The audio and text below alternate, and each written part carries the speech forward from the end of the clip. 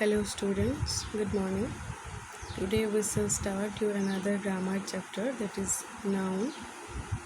We have already studied about noun in your chapter, that is parts of speech. हमने जो parts of speech chapter पढ़ा था उसी में हमने पढ़ा है कि noun is one of the 8 parts of speech. जो 8 parts of speech हैं उसी में से एक है noun.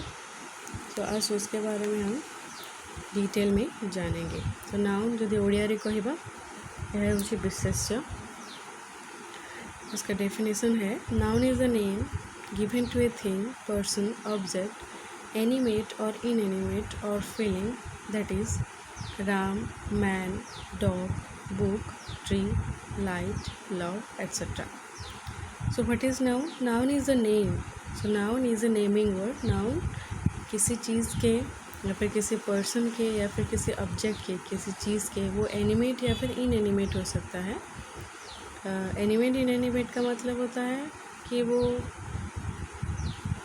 जिंदा हो सकता है, लिविंग या फिर नॉन लिविंग हो सकता है. और किसी भी फीलिंग्स के नाम को हम समझाएंगे नाउन. जैसे कि राम एक पर्सन का नाम है, मैन, डॉग, बुक एक थिंग का नाम है, ऑब्जेक्ट का, ट्री एक एनिमेट ऑब्जेक्ट है, लाइट, लव एक फीलिंग का नाम है. सो ये सारे नाउन्स हैं. तो उसके टाइप्स हम देखेंगे. उसका और भी डेफिनेशन है कि a noun is a part of speech that is use to name a person, place, thing, quality और एक्शन. सो नाउन एक ऐसा पार्ट्स ऑफ स्पीच है जिसको हम किसी भी पर्सन, प्लेस, थिंग या फिर क्वालिटी और एक्शन को समझाने के लिए, उसके नाम को समझाने के लिए यूज़ करते हैं. जैसे कि mango, girl, boy, cat. Any name given to a person, thing, animal और place is called a noun. So noun किसे कहेंगे? किसी भी नाम को हम नाउन कहेंगे जो किसी की पर्सन का नाम, किसी थिंग का नाम या फिर किसी एनिमल का नाम को या फिर किसी प्लेस का नाम को समझाए. सो नाउन हम 2 कैटेगरी में देखेंगे. पहला है कंक्रीट नाउन्स, दूसरा है abstract nouns. Noun are of 2 types. First concrete nouns and second abstract nouns. Then concrete nouns is again divided into 4 types, that is proper noun, common noun, material noun, and 4th one is collective noun. Proper, common, material and collective. Concrete noun is divided into 4 parts. These are the proper 4 nouns. First one is the proper noun. A proper noun is the name of a particular person, place or thing. When you write a proper noun, remember to begin it with a capital letter. So what is proper noun? Proper noun is the name of a particular person. किसी भी person का, किसी भी place का या फिर किसी भी चीज़ के नाम को अगर समझाएं, नाम को, उसको हम proper noun बोलेंगे. जैसे कि Pushpendra, Indira Gandhi, Delhi, Aurangabad, the red fort, Taj express, Pushpak, Haryana roadways, Vikrant, the GT road. देखो, Pushpendra is the name of a person, Indira Gandhi is the name of a leader, Delhi is the name of a city, Aurangabad is the name of village और town, the red fort is name of historical building, Taj express is the name of a train, Pushpak is the name of an aeroplane, Haryana Roadways is the name of bus, Vikrant is the name of sheep, the GT road is the name of road. So these are proper nouns. Then what is common noun? A noun which does not point out any particular person, place or thing but is common to all persons or things of the same class or kind are called common nouns. ये किसी भी particular, किसी भी निर्दिष्ट व्यक्ति या फिर स्थान या फिर चीज़ को नहीं समझाता, ये पूरे क्लास को समझाता है. उसके काइंड के, उसके प्रकार के पूरे क्लास को, पूरे ग्रुप को समझाता है. उसी तरह के पर्सन और चीज़ों को पूरा समझाता है, उसको कॉमन नाउन बोलते हैं. जैसे कि पर्सन्स में जाएगा बॉय, गर्ल, बहुत सारे बॉयज़ को समझाएगा, girls, man, women, teacher, doctor, peon. Then animals के कैटेगरी में जाएगा dog, cat, ant, fly, mouse, elephant, wasp. So these are common nouns. Place में जाएगा village, city, town, state, country, school, park, जू.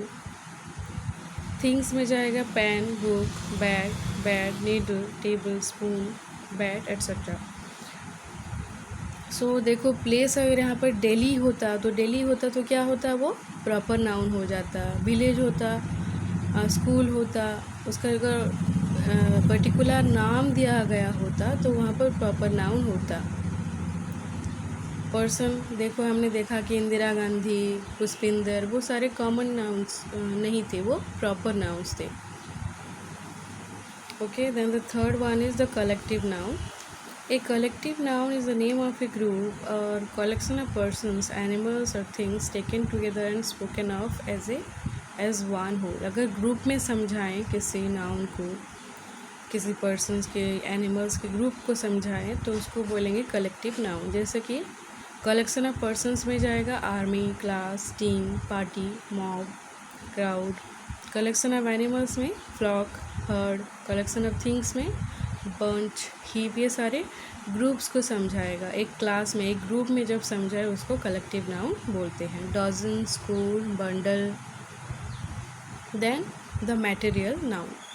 ए material noun is the name of the matter और substance of which other things are made. अगर किसी भी matter से, किसी चीज़ से कोई चीज़ अगर बनाया गया है उसको बोलेंगे मटेरियल नाउन. जैसे कि plastic, glass, paper, rubber, water, milk, butter, oil, ghee, ice, sugar, bread, wheat, china, leather, clay, gold, silver, iron, steel, cotton, wool, nylon. ये सारे मटेरियल्स हैं. सो इनको मटेरियल नाउन बोला जाता है. इनसे हम चीज़ें बनाते हैं.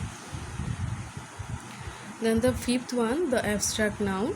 Abstract noun is the name of state, quality, action और feeling or an idea that we can only think of or feel but cannot touch or see.